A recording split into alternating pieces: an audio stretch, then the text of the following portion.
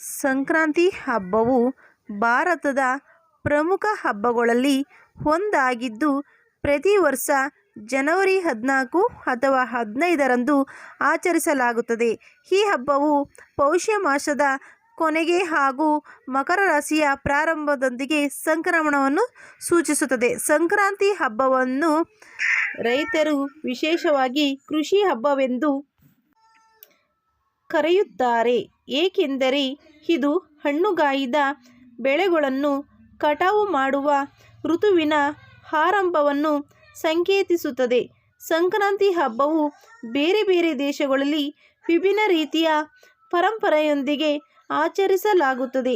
ಇದು ಪ್ರಕೃತಿಯೊಂದಿಗೆ ಮಾನವ ಸಂಬಂಧವನ್ನು ಸಮರ್ಪಿಸುವ ಹಬ್ಬವಾಗಿದೆ.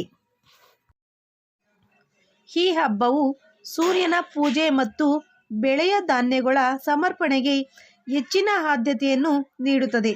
ಸೂರ್ಯನ ಪವಿತ್ರತೆ ಮತ್ತು ಬಲದ ಚಿಹ್ನೆಯಾಗಿ ಸಂಕ್ರಾಂತಿಯನ್ನು ಆಚರಿಸಲಾಗುತ್ತದೆ. ಆಚಾರ ವಿಚಾರಗಳು ಮತ್ತು ಪರಂಪರೆ. ಸಂಕ್ರಾಂತಿ ಹಬ್ಬದ ದಿನ ವಿಶೇಷ ಆಹಾರ ಪದಾರ್ಥಗಳನ್ನು ತಯಾರಿಸುವ ಪ್ರಚಾರ ಇದೆ. ಸಾಮಾನ್ಯವಾಗಿ ಶುದ್ಧ ಬೆಲ್ಲ, ಎಳ್ಳು, ತಂಬಿಟ್ಟಿನ ಬಳಕೆಯಿಂದ ತಯಾರಿಸಲಾಗುವ ಎಳ್ಳು ಬೆಲ್ಲ ಜನರಲ್ಲಿ ಹಂಚುವುದು ಸಾಂಪ್ರದಾಯಿಕ ಪರಂಪರೆ ಭಾಗವಾಗಿದೆ. ಇದು ಶ್ರದ್ಧೆ ಮತ್ತು ಸ್ನೇಹದ ಚಿಹ್ನೆಯಾಗಿ ಪರಿಗಣಿಸಬಹುದು. ಎಳ್ಳು ಬೆಲ್ಲ ಹಂಚುವಾಗ ಎಳ್ಳು ಬೆಲ್ಲ ತಿಂದು ಎಲ್ಲರೂ ಒಳ್ಳೆಯ ಮಾತನಾಡಿ ಎಂದು ಸ್ನೇಹ ಸೌಹಾರ್ದತೆಯನ್ನು ಕಾಪಾಡಿಕೊಳ್ಳುತ್ತದೆ. ಮಹಿಳೆಯರು ಸಂಕ್ರಾಂತಿ ದಿನ ರಂಗೋಲಿ ಮತ್ತು ಮುಗ್ಗಲುಗಳನ್ನು ಮಾಡುತ್ತಾರೆ. ಇದು ನಾಟ್ಯದ ಭಾವವನ್ನು ಪ್ರದರ್ಶಿಸುತ್ತದೆ. ಜಾನುವಾರುಗಳಿಗೆ ವಿಶೇಷ ಪೂಜೆ ಸಲ್ಲಿಸಲಾಗುತ್ತದೆ. ಇವು ನಮ್ಮ ಜೀವನದ ಅವಿಭಾಜ್ಯ ಅಂಗವೆಂದು ಪರಿಗಣಿಸಲಾಗುತ್ತದೆ. ಹಬ್ಬದ ಮತ್ತೊಂದು ಮುಖ್ಯ ಭಾಗವಾಗಿರುವ ಕಿಟ್ಟೆ ಹಬ್ಬದ ಮೂಲಕ ಜಾನುವಾರುಗಳನ್ನು ಸಜ್ಜುಗೊಳಿಸಿ ಮೆರವಣಿಗೆ ನಡೆಸಲಾಗುತ್ತದೆ. ಸಾಮಾಜಿಕ ಮತ್ತು ಆಧ್ಯಾತ್ಮಿಕ ಮಹತ್ವ. ಸಂಕ್ರಾಂತಿ ಸೌಹಾರ್ದತೆ ಮತ್ತು ಸಮಾನತೆಯ ಹಬ್ಬವಾಗಿದೆ.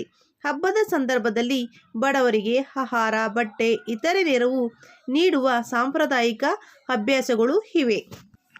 ಇದರೊಂದಿಗೆ ಸೂರ್ಯನ ಆರಾಧನೆ ಮತ್ತು ಕರ್ಮಫಲದ ತತ್ವವನ್ನು ಹಬ್ಬದ ಮುಖ್ಯ ಭಾಗವಾಗಿ ಪರಿಗಣಿಸಲಾಗುತ್ತದೆ. ನಿರ್ದೇಶನ. ಸಂಕ್ರಾಂತಿ ಹಬ್ಬವು ಕೇವಲ ಕೃಷಿಕರ ಹಬ್ಬ ಅಷ್ಟೇ ಅಲ್ಲ, ಇದು ಎಲ್ಲರಿಗೂ ಸಂತೋಷ, ಶ್ರದ್ಧೆ ಮತ್ತು ಒಕ್ಕೂಟವನ್ನು ತರಲು ಸಾಧ್ಯವಾಗುವ ಒಂದು ಹಬ್ಬವಾಗಿದೆ. ಇದನ್ನು ಆಚರಿಸುವ ಮೂಲಕ